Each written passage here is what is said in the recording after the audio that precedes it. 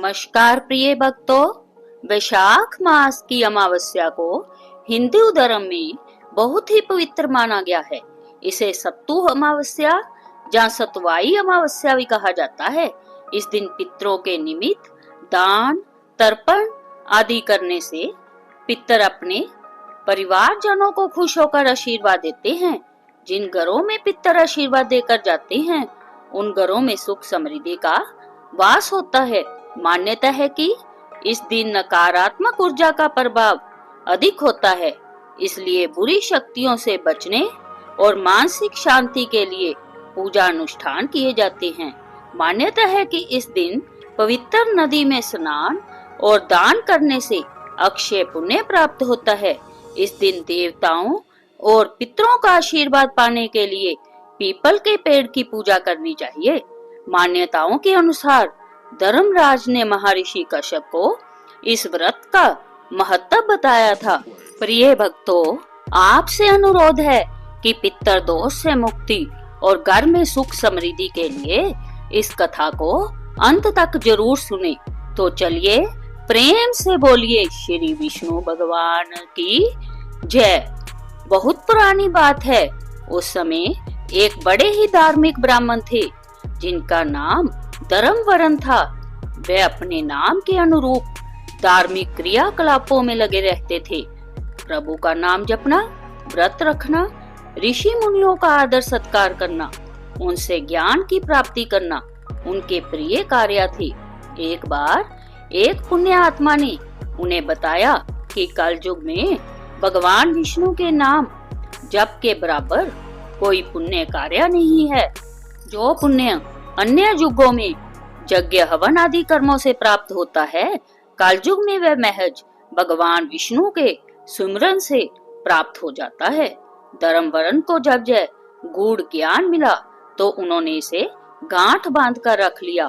इसके बाद वह दिन रात प्रभु हरि का नाम जपने लगे और सांसारिक जीवन को छोड़कर संन्यास की ओर चल दिए।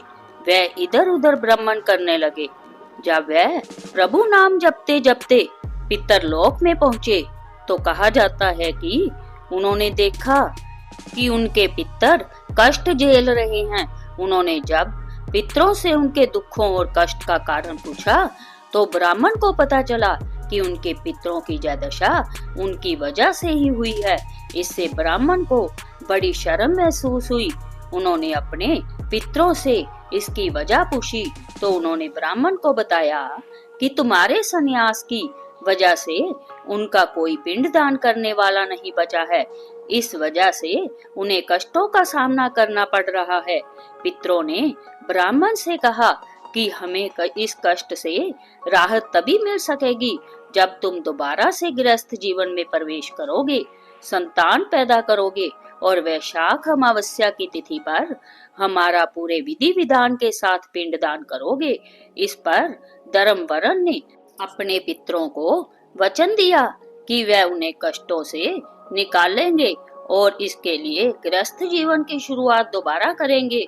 इसके बाद धर्मवरन ने सन्यासी जीवन को त्याग कर फिर से गृहस्थ जीवन में प्रवेश किया। सभी प्रकार के सांसारिक रीति रिवाजों को अपनाया।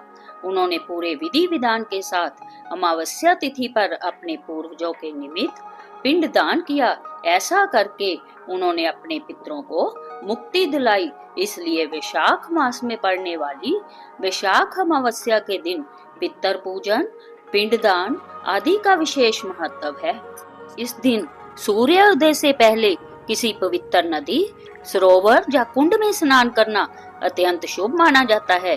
यदि यह संभव न हो तो घर पर ही नहाने के पानी में थोड़ा गंगा जल मिलाकर स्नान करें। अमावस्या पितरों को समर्पित दिन है। इस दिन पितरों की आत्मा की शांति के लिए तर्पण, श्राद्ध और धूप ध्यान करना चाहिए। इससे पितर दोष से मुक्ति मिलती है। वैशाख अमावस्या पर दान का विशेष फल मिलता है। ब्राह्मणों और जरूरतमंदों को अन्न, वस्त्र, जल या सत्तू का दान करें। इस मौसम में गर्मी अधिक होती है, इसलिए ठंडे जल या सत्तू का दान श्रेष्ठ माना गया है। इस दिन पीपल के पेड़ की पूजा करे और उसकी जड़ में जल अर्पित करे। शाम के समय पीपल के नीचे सरसों के तेल का दीपक जलाना शुभ होता है।